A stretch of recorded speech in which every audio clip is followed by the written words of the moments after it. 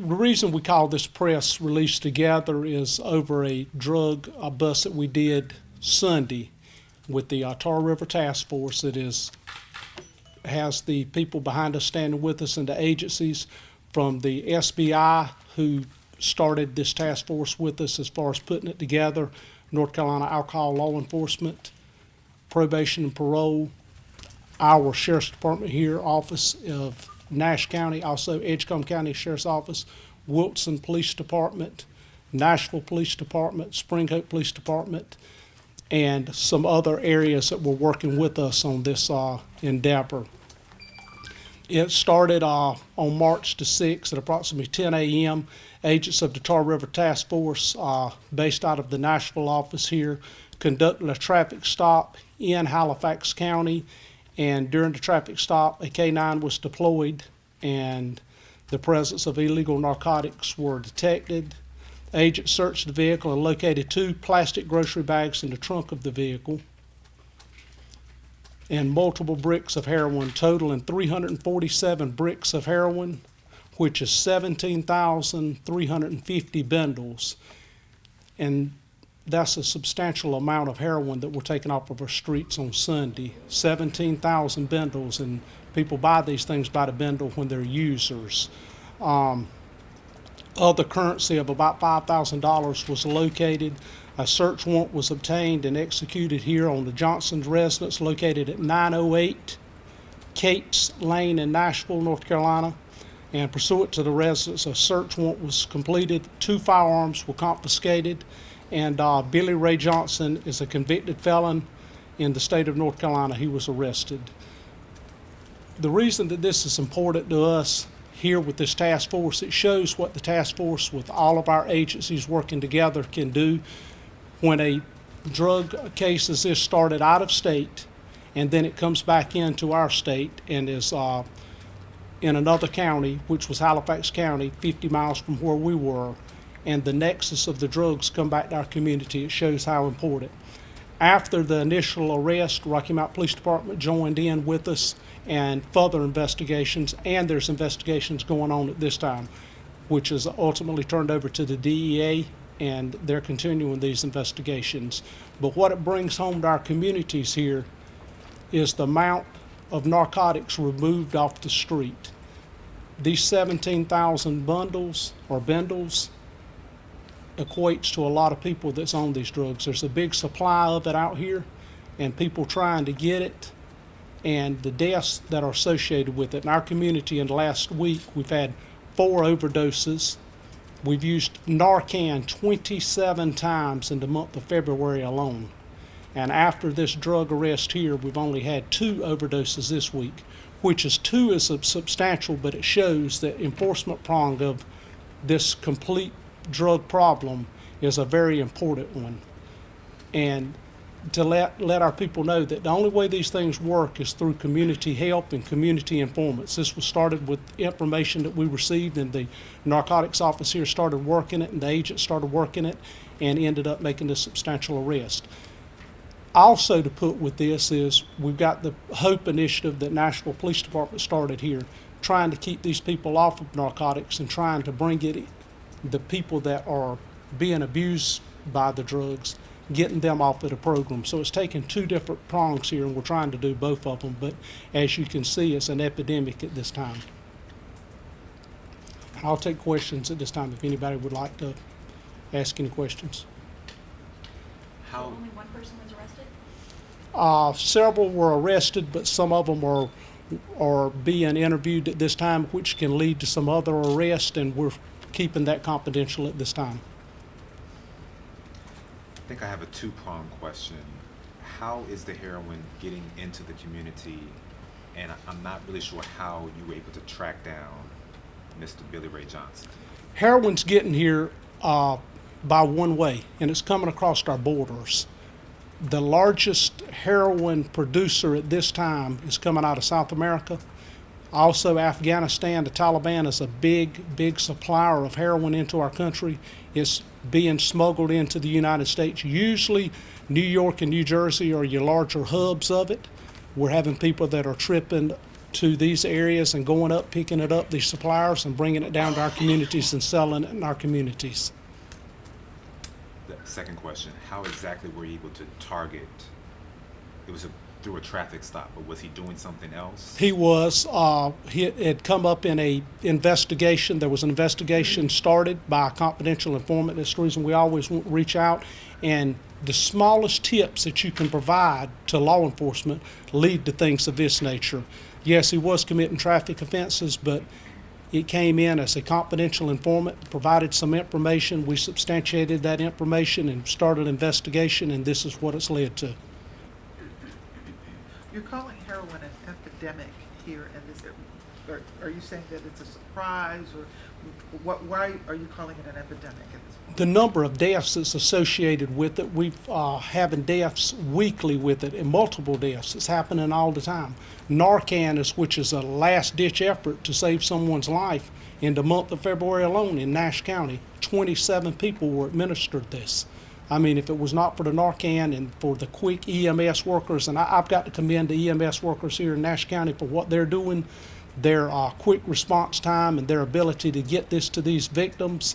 And I call them victims because when you're addicted to this stuff, it's a mental health issue, and there's the repercussions of health and everything else is deteriorated. How many deaths? Last week alone, from the number that I've gotten, is 4. And that's in our area.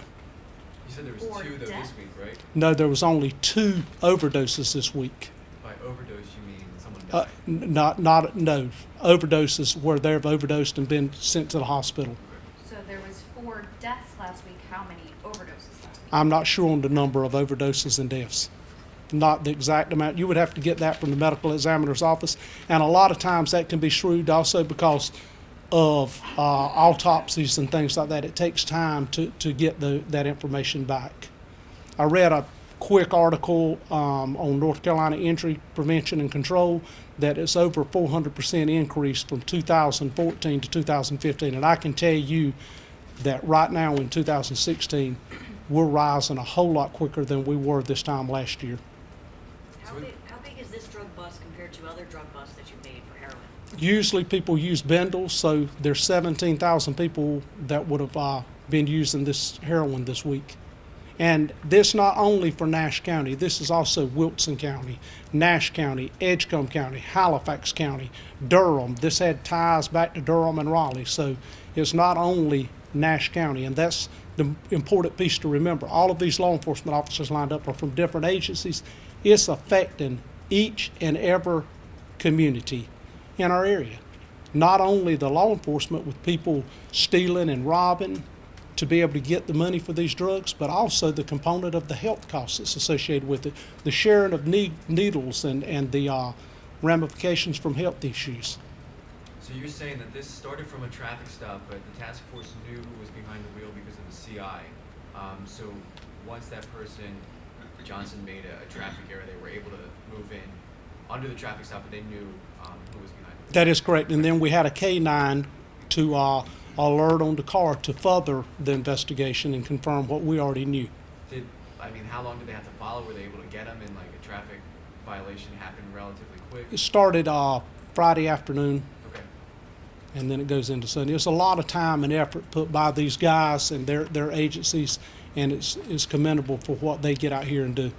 When you talk about it coming from South America and Afghanistan, clearly the people that are here are middle level. You know, they're replaceable. Right. They're replaceable, so they'll keep doing it.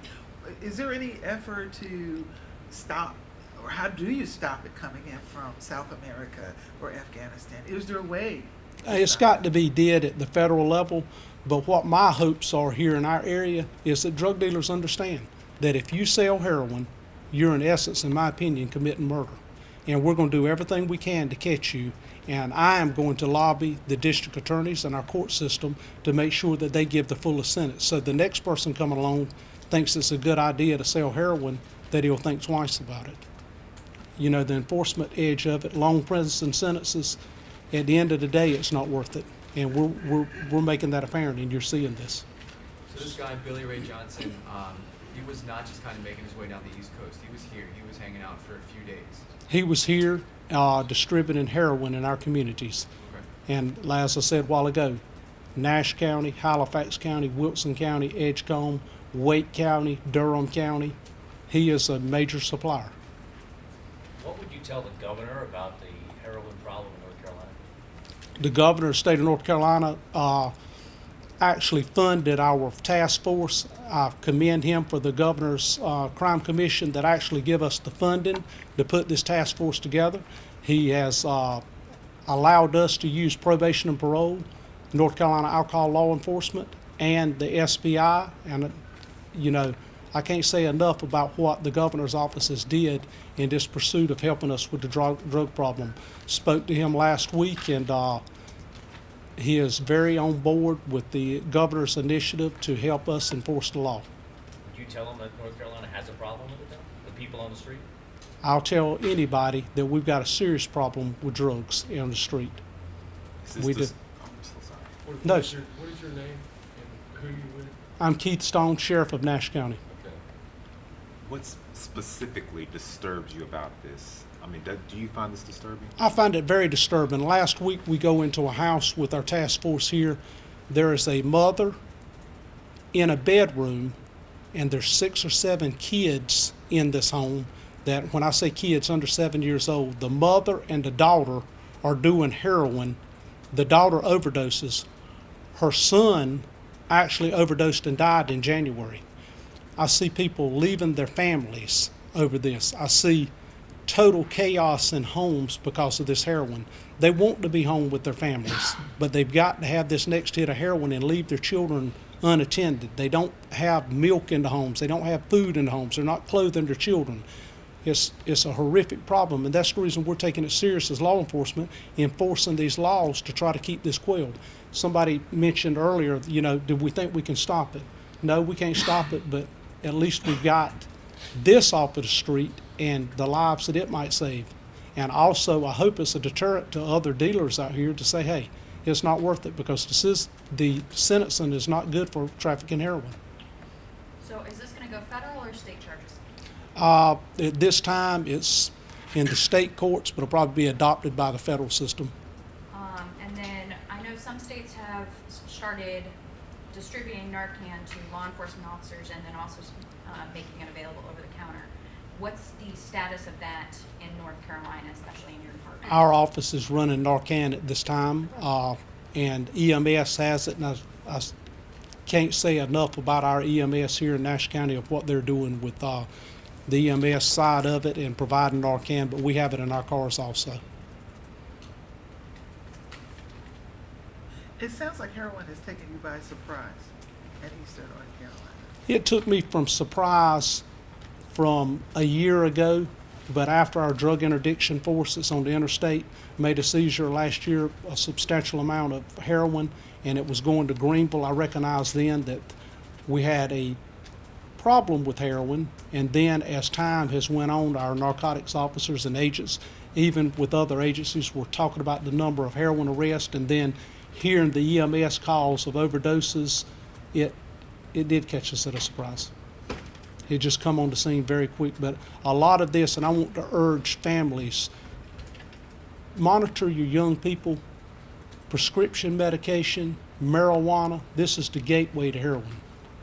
And this is a very difficult situation to get off of. You're not going to go in there and use heroin and then think that you're going to come back and get right back off of it.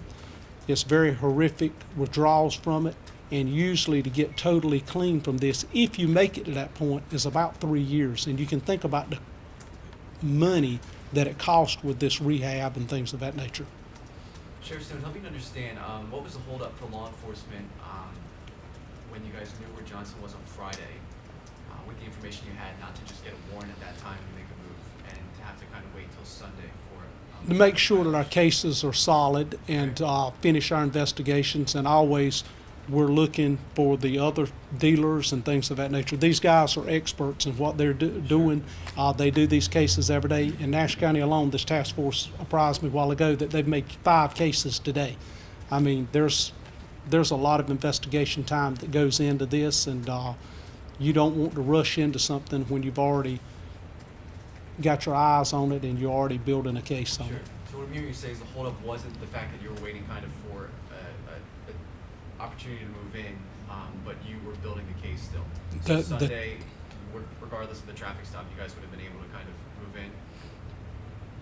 Repeat that now, I'm not. You're saying Sunday, regardless of a traffic violation, because you were building the case, you would have been able to move in regardless of where Johnson was? It was already built to that point, correct? Okay. Could you give us his age, and did you say he is a resident of Nashville?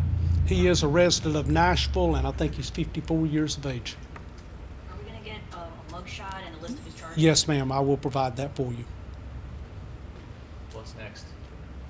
We're going to continue to fight on drugs. We're going to continue working with Nashville Police Department on the HOPE initiative and trying to bring this situation under control. It is an epidemic. It's going to take more than us as law enforcement. It takes a community. What I ask is the faith-based communities get together and work with us on this. You know, it's a community problem. It's not a law enforcement problem. It's not a courts problem. It's a community problem. If people want to come forward who have family members hooked on this or they're hooked on it themselves, what should they do? Chief? Thomas Bayshore, B-A-S-H-O-R-E, and I'm the Chief of Police here in the town of Nashville.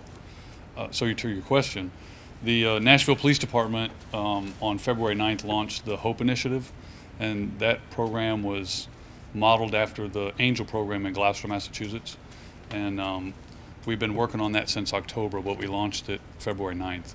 So when an individual wants help, and so we're trying to reduce the stigma that's attached to addiction itself and attack this not only from an enforcement standpoint, but also from a prevention and a helping approach to those that are addicted to heroin and other opiates. So they can come to the police department without fear of interrogation, without fear of arrest if they have drugs or paraphernalia on them, and we will provide them with support, compassion, and get them pointed in the right direction for treatment that will include initial detox and then short-term and long-term assistance. And like the sheriff said, it can take up to 3 years to really get, and honestly, you can get past this at some point, but you'll always probably have that burden with you for the rest of your life that you were addicted to heroin, and whatever triggers that you had that caused you to use it,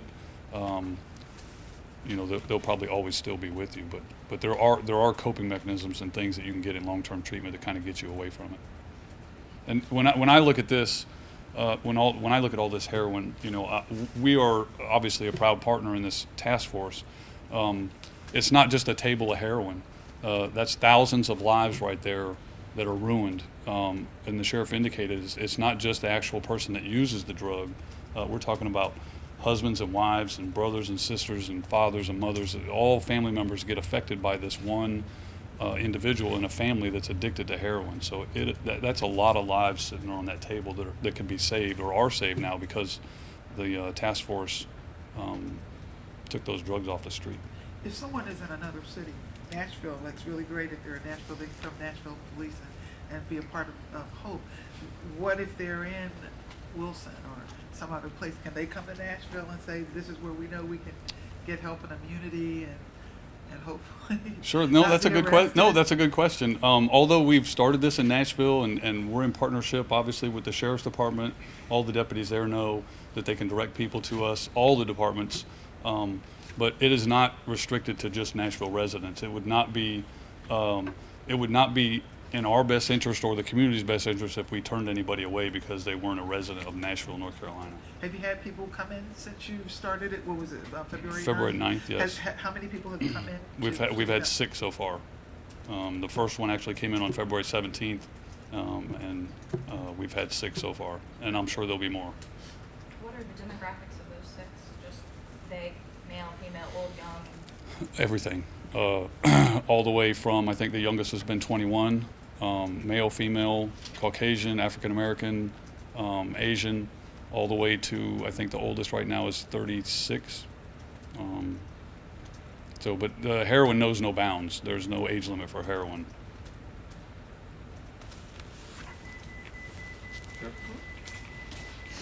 Any other questions? was the drugs? The blocks or whatever of heroin? It's What's in the bricks. front? Okay. This actually, this is the brick, and these that? will actually be the bundles, and this is what it comes in. These have several of this in it. Oh, And okay. what we want to do is before you leave, if he can be able to open up one so that you can actually see what it looks like, so that when you carry it back to your media stations, that you can put it out there so the public can see it, because there's a lot of people in the community that don't know what this looks like, and if their child or their loved one or somebody's on it, they don't know what it looks like. I want them to be able to identify it so they can say, hey, we got a problem here, and this is kind of what's going on. Sheriff Stone, that's a lot. I'm telling you, that's a lot of deaths right there. Was that just out in the car? 'Cause you No, said- it was not. It was hidden in the car. So this guy, Johnson, you said he was a resident of the county. Do you think he was going somewhere to kind of make some kind of trafficking? He was bringing it back to supply this area heroin. And as I said earlier, this is in essence committing murder. That stuff right there is killing our people in our communities.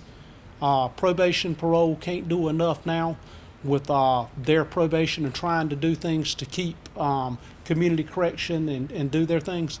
This is an epidemic holding those back also. You know, people that are trying to straighten up their lives and they're working with them through community betterment and things of nature.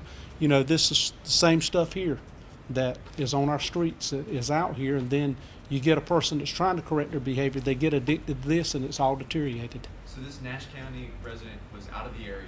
He came back in on around Friday. He had went up north and was coming home. So he got back in around Friday and. from that Sunday. point- No, he's coming back in Sunday. Okay. From my understanding, when you said the task No, force was the kinda- task force started investigating it on Friday. Okay. And then he had left out of town, went out of state, and was coming back into North Carolina.